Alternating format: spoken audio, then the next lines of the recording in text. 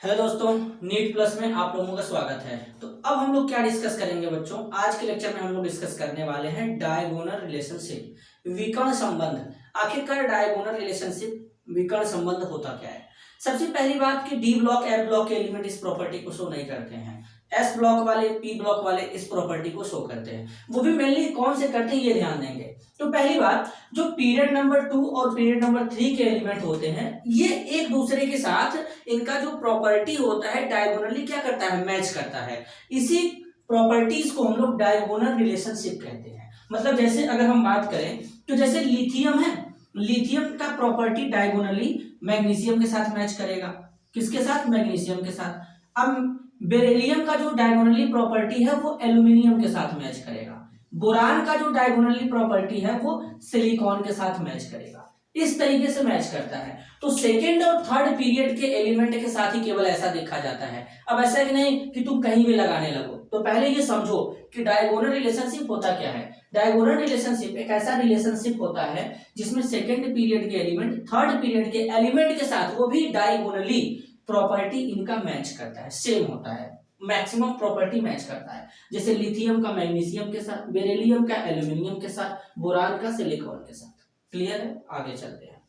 अब जैसे मान लो इसमें से दो एलिमेंट को मैं उठा लेता हूं। जैसे मान लो लिथियम और मैग्नीशियम के बारे में बात करेंगे। पहली बात, अगर एक तरीके से देखें तो लिथियम का तो वैलेंस इलेक्ट्रॉन एक होता है, लिथियम एक इलेक्ट्रॉन डोनेट करेगा, लिथियम पे एक पॉजिटिव चार्ज आएगा। लेकिन मैग्नीशियम का वैलेंस इलेक्ट्रॉन 2 होता है और मैग्नीशियम के ऊपर 2 पॉजिटिव चार्ज आएगा 2 इलेक्ट्रॉन निकालने के बाद। Lithium group number period number 2 से और मैग्नीशियम ग्रुप पीरियड नंबर 3 से बिलोंग करता है। ठीक है, ये देखो अब मैंने यहाँ पे इनको आयंस के फॉर्म में लिखा है। तो देखो जरा ध्यान से समझो, लिथियम आयन और मैग्नीशियम आयन का देखो साइज लगभग क्या है, अप्रॉक्स इनका जो आयनिक रेडियस है, जो साइज है लगभग बराबर है। मैं ये नहीं कह रहा कि सेम है, मैं तो ये नहीं बोल रहा हूँ कि सेम है, लेकिन लगभग तो मैच कर रहा है। जैसे मैग्नीशियम का लिथियम का 0.76 एंगस्ट्रॉम है तो मैग्नीशियम का 0.72 एंगस्ट्रॉम है, मतलब लगभग मैच कर रहा है। तो जिसके कारण इनका पोलराइजिंग पावर क्या होता है, अप्रॉक्स सिमिलर होता है। ये एक ही जैसे कंपाउंड बनाते हैं, एक ही जैसे प्रॉपर्टी को रखने लगते हैं और इसी को बोला करते हैं डायगोनल रिलेशनशिप। अब एक ही जैसे कंपाउंड बनाने का मतलब, अगर लिथियम ऑक्सीजन के साथ रिएक्ट करता है तो लिथियम ऑक्साइड बना लेता है। लिथियम का अगर तुम रिएक्शन ऑक्सीजन के साथ कराओगे तो तुम्हारा लिथियम ऑक्साइड बन जाएगा। क्या बन जाएगा? लिथियम ऑक्साइड बन जाएगा।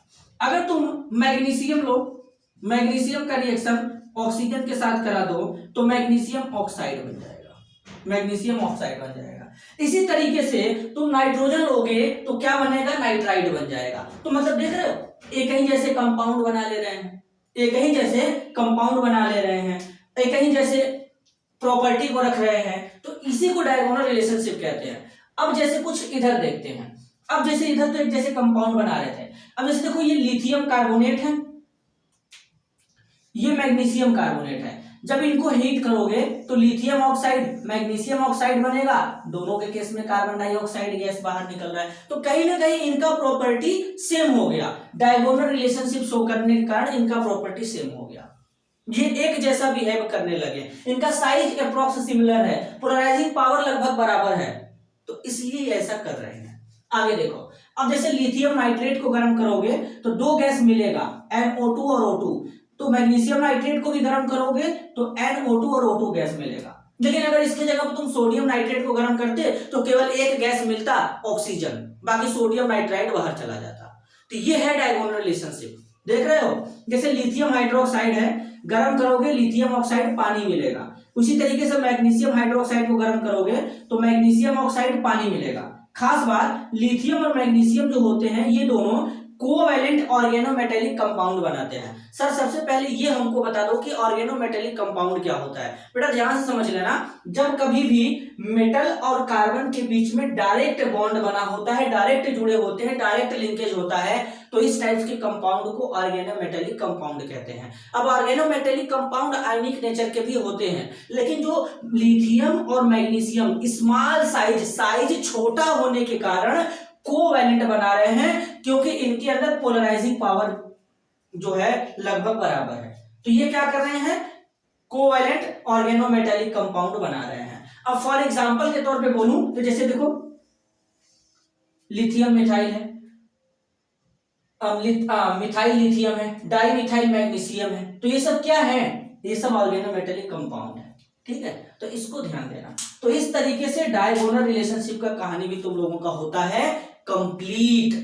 तो हम लोगों ने डायगोनल रिलेशनशिप क्या होता है, कैसे होता है, कौन से पीरियड के एलिमेंट शो करते हैं, कौन से ब्लॉक के एलिमेंट शो नहीं करते हैं, फिर किस टाइप्स के कंपाउंड बनाते हैं, कैसे बनाते हैं, सारा बात हम लोगों ने डिस्कस कर लिया। तो हम लोगों का डायगोनल रिलेशनशिप का टॉपिक भी आज कंप्लीट हो गया बच्चों। अब मिलेंगे अगले लेक्चर में नए टॉपिक के साथ। तो आज के लिए बस इतना ही, तब तक के लिए धन्यवाद।